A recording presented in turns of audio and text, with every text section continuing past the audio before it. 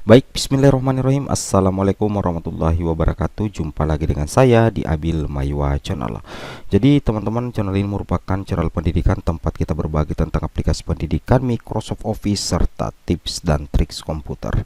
Jadi pada video kali ini Bapak Ibu ya, kembali lagi admin akan berbagi sebuah video informasi terkait skenario penempatan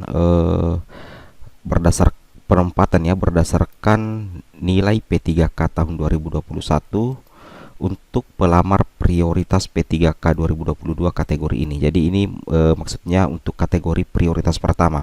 Jadi sebenarnya setelah live streaming kemarin di Permenpan RB, ternyata ada perhitungan nilai Bapak Ibu ya, ada perhitungan nilai untuk P3K 2021. Tapi untuk perhitungan nilai nilai P3K 2021 untuk pelamar prioritas P1 atau prioritas pertama untuk P3K guru itu hanya dalam kondisi tertentu saja Bapak Ibu ya, hanya dalam kondisi tertentu saja. Dan di sini kami akan coba untuk memberikan penjelasan lebih mendetail kepada Bapak Ibu sekalian terkait skenario penempatan berdasarkan nilai P3K 2021 untuk pelamar prioritas P3K 2022 kategori ini.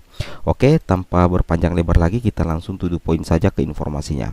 Nah, di sini Bapak Ibu bisa perhatikan ya.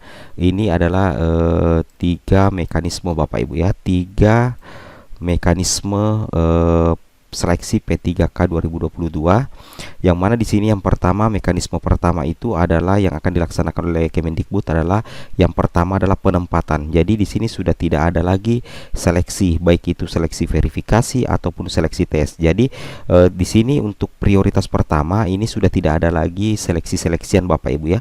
Di sini langsung penempatan saja bagi yang sudah lolos passing grade. Nah, penempatan itu tentunya terkait ya dan bisa dilaksanakan jika masih tersedia formasi. Nah, inilah yang menjadi kendala saat sekarang ini karena masih banyak Pemda yang belum mengajukan formasi secara maksimal, sehingga untuk kondisi yang tidak aman untuk Pemda terkait dengan guru lulus passing grade itu sekitar 60% ya. Yang aman itu baru sekitar 20.100 orang ya untuk penempatan lulus passing grade yang nantinya pasti diakomodir di seleksi P3K 2022. Nah, setelah misalkan masih tersedia formasi setelah penempatan guru lulus passing grade, nantinya itu akan dilanjutkan dengan seleksi kesesuaian. Nah, ini jadi mekanisme kedua ini bisa masuk, bisa dilaksanakan apabila jika masih tersedia formasi Bapak Ibu ya. Nah, jadi untuk seleksi kesesuaian atau verifikasi itu tentunya ditujukan kepada peserta tahap kedua ya, bukan prioritas kedua dan tentunya juga prioritas ketiga ya.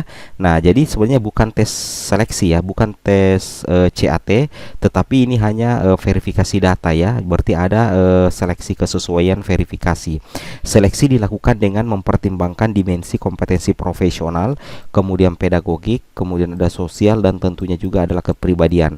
Nah, di sini untuk seleksi kesesuaian ini pesertanya itu Bapak Ibu adalah guru THK 2, kemudian guru honorer negeri masa kerja di bawah 3 tahun dan terdaftar pada Dapodik. Nah, ini yang prioritas 2 dan 3 itu tentunya tidak lolos passing grade Bapak Ibu ya, seperti itu. Sedangkan yang langsung penempatan ini sudah lolos passing grade di tahun lalu ya, di seleksi tahap 1 dan 2 P3K. Kemudian maju ke seleksi yang ketiga, itu ada namanya seleksi tes Bapak Ibu ya. Ada namanya seleksi tes. Seleksi tes dilakukan dengan mempertimbangkan dimensi kompetensi teknis, kemudian kompetensi manajerial dan tentunya kompetensi sosiokultural. Jadi ini untuk pelamar umum ya. Nah, ini khusus pelamar umum. Oke, jadi intinya untuk seleksi untuk mekanisme pertama, kedua, dan ketiga tentunya itu berdasarkan ketersediaan formasi atau kuota. Dan apabila kuota sudah habis pada saat penempatan lulus passing grade, maka otomatis yang kedua dan ketiga ini sudah dianggap tidak ada lagi, alias sudah dianggap selesai. Berarti intinya di sini adalah ketersediaan formasi. Seperti itu Bapak Ibu ya. Jadi intinya adalah ketersediaan formasi.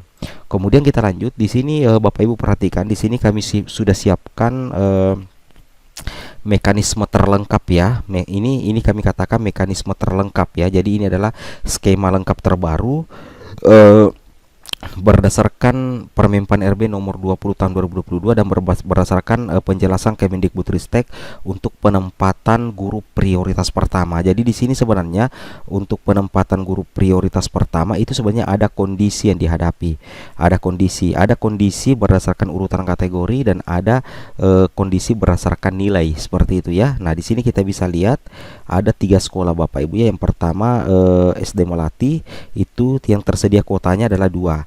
Kemudian SD Mawar kuotanya itu tersisa 1 dan SD Anggrek kuotanya itu ada 3. Nah, kita ke SD Melati dulu.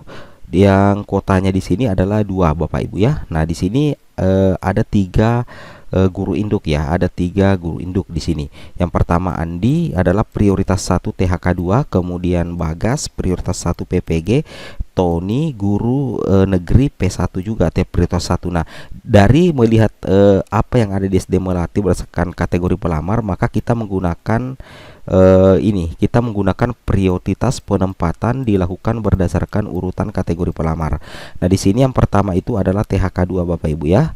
Yang urutan pertama itu untuk prioritas penempatan adalah THK 2, kemudian honorer negeri, kemudian lulusan PPG, dan yang terakhir adalah honorer swasta. Nah, sekarang kita cocokkan di sini. Di sini tidak ada nilai karena di sini penempatan berdasarkan urutan kategori, berarti bukan berdasarkan nilai Bapak Ibu ya. Nah, kebetulan di sini Andi ini adalah THK 2, kemudian Bagas adalah lulusan PPG, sama-sama semuanya prioritas 1, dan Tony guru honorer negeri juga prioritas 1. Nah, kalau dari segi urutan, maka yang pertama menempati formasi berdasarkan prioritas penempatan urutan kategori adalah tentunya THK 2. Berarti Andi ya. Jadi Andi mengisi 1 slot formasi di sini karena dia adalah THK 2. Kemudian kita lihat lagi urutan kedua itu adalah honorer negeri. Nah, di sini ada honorer negeri Bapak Ibu ya, yaitu Tony. Nah, secara otomatis Tony ini yang akan mengisi 1 slot lagi formasi. Nah, jadi sudah terisi semua kuota formasi di SD Melati, menyisakan Bagas yang adalah merupakan prioritas 1 PPG. Kenapa Bagas tidak mengisi formasi? Karena formasi cuma 2. Kemudian Bagas ini ada di urutan ketiga Bapak Ibu ya untuk urutan kategori. Lulusan PPG itu ada di urutan ketiga.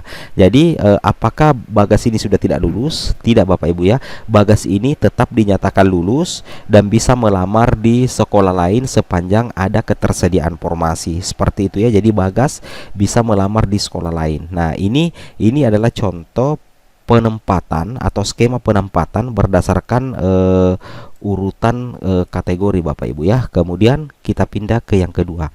Di sini SD Mawar ada 1 kuota Bapak Ibu ya. SD Mawar ini ada 1 kuotanya.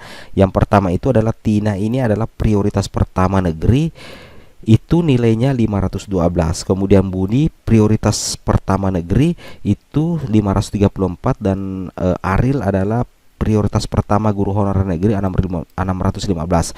Kenapa di sini ada nilai? Ada nilai ini adalah merupakan nilai P3K tahun 2021. Kenapa bisa ada nilai di sini? Nilai ini muncul karena di sini ketiga pelamar ini sama-sama prioritas guru negeri.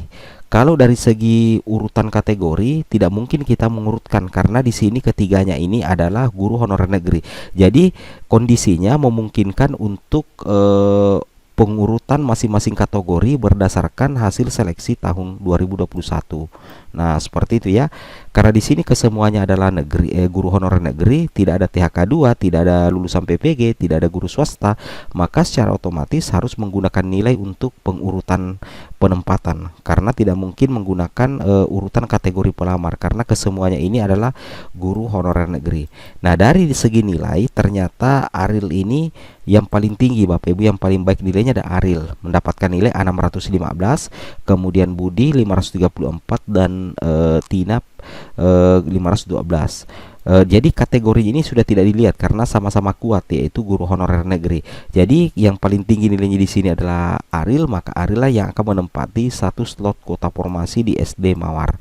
Nah, kemudian yang 2 orang ini harus melamar ke sekolah lain yang masih tersedia kebutuhan formasinya sesuai dengan linearitas ijazah, dan tentunya juga adalah sesuai dengan kualifikasi sertifikat pendidik. Seperti itu Bapak Ibu ya.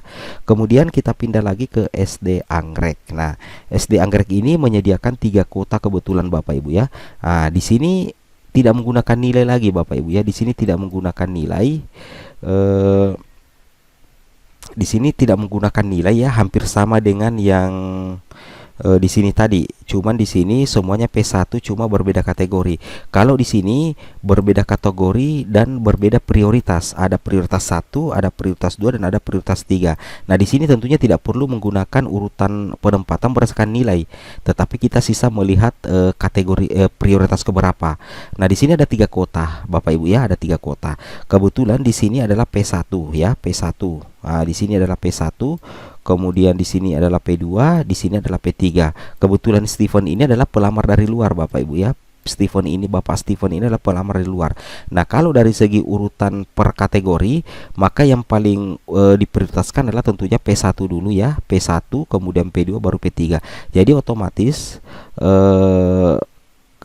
Kajol ini adalah P1, maka dia menempati 1 slot formasi di SD Anggrek.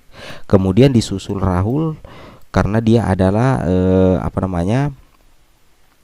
dia adalah prioritas 2 THK 2. Nah, kemudian Steven, apakah dia langsung menempati formasi? Belum, Bapak Ibu ya. Karena kebetulan di sini anggaplah ada pelamar dari luar ya. Ada pelamar dari luar, itu adalah Bagas yang P1 PPG. Dia melamar ke SD Anggrek. Nah, kebetulan dia adalah prioritas 1. Nah, otomatis karena dia adalah prioritas 1, berarti dia lebih unggul daripada prioritas 3. Jadi secara otomatis si Bagas ini, Pak Bagas ini akan menempati 1 slot formasi yang ada di SD Anggrek. Nah, seperti itu Bapak Ibu ya.